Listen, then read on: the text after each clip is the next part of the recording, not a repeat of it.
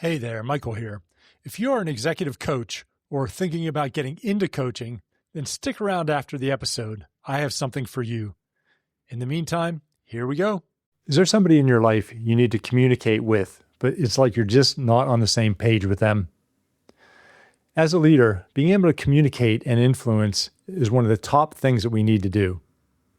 Well, in these series of podcasts, you're going to learn how to identify the different leadership types and be able to get people on your side each and every time. Stay tuned, we're starting now. Welcome to Leadership Mindset 2.0. Practical neuroscience and psychology to transform you from a tactical doer into a strategic leader. Here is your host, former social entrepreneur of the year and coach to some of the world's top executives, R. Michael Anderson. Hey there, Michael here. Over the next 5 episodes, we're going to be doing something a little different. We're going to go through the 4 leadership types. Because look, you as a leader really need to be able to communicate and influence all sorts of different types of people. And if there are people in your life that maybe you don't get along with, you just always seem to be on a different page, maybe there's a tension or an uncomfortableness around your relationship, chances are they're the opposite leadership type than you are. Now, in each of these sessions, we're going to teach you how to easily identify what each type in each person and then adapt what you say and how you say it to that person. And then in the 5th, we're going to talk about how they all interrelate together. We're going to start with the dominant commander.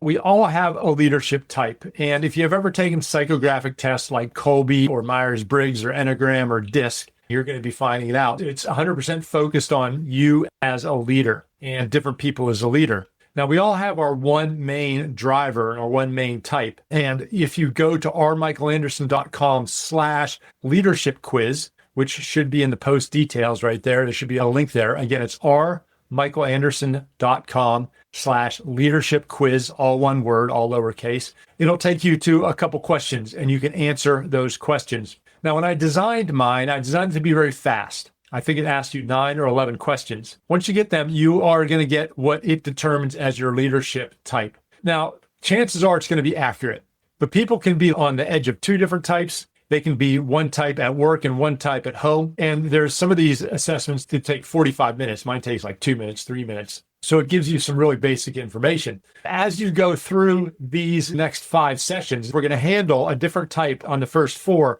And then the 5th is going to talk about how they all work together, which is where the real power is. It's important that you know your type, and it's important to know the type of person that you're dealing with.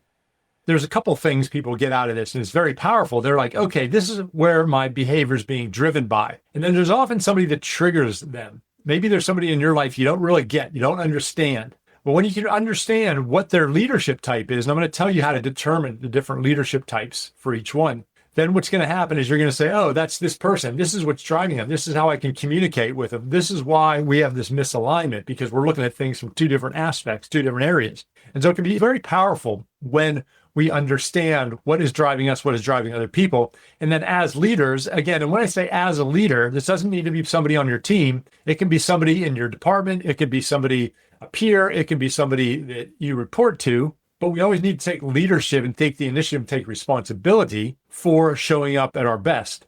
When we can have that reflection and we can understand that about ourselves and we can bring that to our communication and our relationships, it's a very powerful thing. So today we are going to talk about the dominant commander type, dominant commander. And what the dominant commander is, I'm going to tell you a couple different things on each person. I'm going to tell you about what their main drivers is, what drives them, what makes them happy, what do they look for in everything in their life.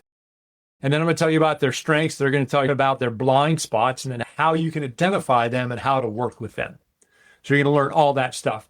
And just remember, the 4 types are dominant commander, visionary influencer, logical creator, and supportive collaborator. And like when we're on dominant commander, you can be more of a dominant commander. You can be like partially dominant commander, partially something else, etc. And you can be closer in the middle, which means you're more moderate, or you can be very far out there. There's no problem what you are or you're not. You just want to get a sense of that. But also as leaders, what we want to do is we want to understand where our strengths are, where we're really good in the world, but also where our blind spots are. So sometimes we have to develop mechanisms and strategies to facilitate things that aren't in our strengths. And we have to be careful because if we don't know them, we can really cause problems for ourselves. So back to dominant commander. Dominant commander, their main driver is winning. And when I say winning, they're very competitive. They really like winning. They really like control, but they don't necessarily need to be seen as the winner. It's like an internal drive to compete and to win. A lot of people make it into leadership that are dominant commanders. They're actually one of the smallest amount percentage-wise, ratio-wise. However, they often find themselves in leadership roles because, often we get into leadership roles because we're doing a good job, because we're winning. Our team is winning. So dominant commanders are driven by this internal need to win and be the best, be in control of everything. And that's what drives them. They don't like being out of control. They don't like when things are out of control. They don't like to come in second or third or last or whatever it is. They have this big drive. So they work hard, they're focused, and they're to the point. So when you talk about a dominant commander, they have a real focus on winning. Now, again, I'm part dominant commander and part logical creator. The dominant commander in me, it's good to succeed. It's good to win. But what can happen is I can get too focused on winning and then be a jerk, basically, or be a bully. So people that are not aware of their strengths and where they lie and their blind spots, they can be a bully. They can win at all costs. They can steamroll other people. They can do things their own way because they like to be in control. And sometimes they're actually not a team player because they don't like anybody else to have the perceived control over them. And you'll know a dominant commander because dominant commanders are the people that are really direct and to the point. They talk in short, clipped sentences. You don't need to small talk with them. So they might be the type of people that can challenge people. They can be intimidating. They're not afraid of conflict. That's what a dominant commander is. So maybe you are one. Maybe you have these people in your life. Now, here's how you work with dominant commanders. The first thing is dominant commanders don't like small talk. You can come into a dominant commander's office and be like, all right, this is what I want to talk to you about. You don't need to ask them about their kids. You don't need to ask them about their weekend. You don't need to ask them. When I get a business phone call, the only thing going through my mind is, what does this person want? And how can we get to the point? And how can I get there and find out what this person wants? And we get started on this. And I know some other personality types really like to chat. They like to warm up the conversation. So I really have to adapt to that and not lose patience. There's one guy who ran a company, one of my companies, and he's the most amazing guy ever. And he's what's called a visionary influencer. And he really values relationships. And we talk once a week. We do a strategy catch-up call. And I realized when I talked to him, I had to get ready and spend the first couple minutes just chit-chatting. And he's a wonderful guy, but he's like, hey, Michael, how was your weekend? What's going on with, with Anna, your wife? Hey, Bob, how you doing? What's going on? And there, and there, and there. And that was really important to him because he's so relationship focused. So in that way, I have to understand that, like, look, not everybody's about me. And so if you're a dominant commander, maybe you can be better at relationships because you need more patience. You need to meet people where they're at. Often dominant commanders take on too much control and too much responsibility because they're like, I'll do it faster, I'll do it better, because we're normally really smart. We get a lot of things done, but then we get overwhelmed and then we get burnt out.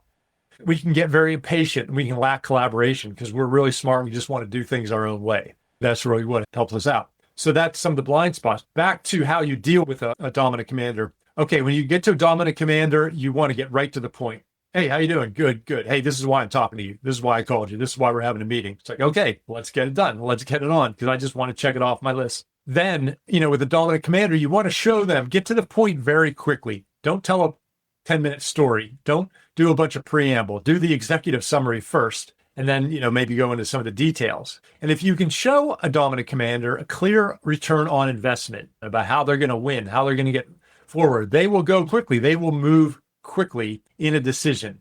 A dominant commander doesn't necessarily need to take a long time to make a decision. You just have to make it very clear this is a smart decision. It will move them forward in whatever they are trying to do. Also, with a dominant commander, you can challenge them. Even if they're the CEO of a large company and you're, just this little sales rep or whatever it is. As a dominant commander, we sort of like to be challenged. So I can say something like, yeah, that's not right.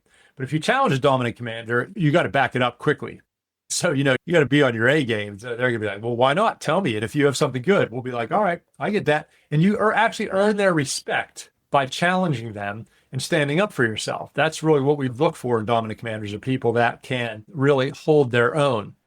So when you meet with a dominant commander, you want to have that power. You want to have that confidence. They may try to bully you a little bit and see if they can mold you to what they want to do, because dominant commanders will often get a very clear vision, try to control everybody to do that.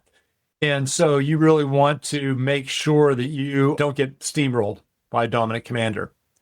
And that's how you do it. So show up powerfully, show up confidently, challenge them, get right to the point and do those things. And if you do that, and if you have a dominant commander, and I work with a lot of people will have a dominant commander in their life, and they realize that they're getting pushed around by the dominant commander. And then they'll be like, you know what? I just got right to the point and I pushed back, and now they're cool with me. And it's interesting how quickly you can get a dominant commander in a better state with you doing that.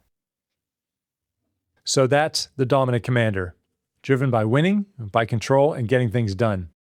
At their best, they're decisive, direct, and they move fast. And at their worst, without knowing it, they steamroll the people around them. So your challenge, dear leader, is think about whether you recognize yourself in the dominant commander, or whether there's someone else in your life, your boss, a colleague, a partner who fits this.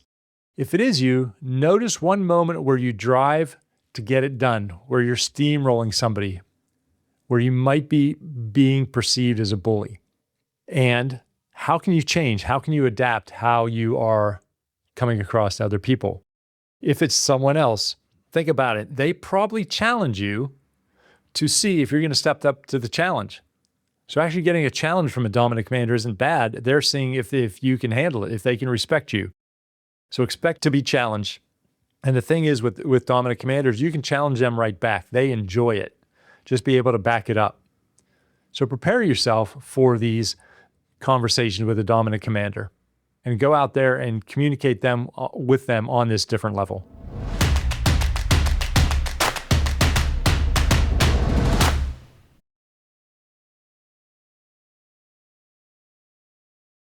Hey, one more thing before we go. If you ever thought about executive coaching, or you are a coach who wants to coach leaders at a higher level, or if you're a business owner or high-level leader that needs to connect with other high-level leaders, and you want the tools and skills to do that, then I have something for you. I'm starting my second cohort of the executive coaching certification. This is a 3-month live program where you learn the credibility, the tools, and the presence to sit nose to nose with high-level people and really dig deep with them, form immense connections with them, gain their trust, and get everything that you need to coach them on a powerful, deep level. Now, there's a lot of stuff about coaching out there, for sure, but a lot of it's on the behavioral level. This deep coaching works on the identity level, which is what senior execs crave, but they have difficulty finding. Because this type of coaching requires growth in you so that you can have the presence, the relationship with yourself, so that you can tell them exactly what they need. Not help them with accountability, not helping them with the priorities. They're already high achievers. They have everything that they need. What coaches that try to coach executives lack is they lack that depth. And that's exactly what this program gives. So if this is at all interest to you, go to the URL rmichaelanderson.com/certification, or somewhere on this page or the show notes, there is a link, and read more about it. We got amazing case studies. If you have any questions, drop me a note.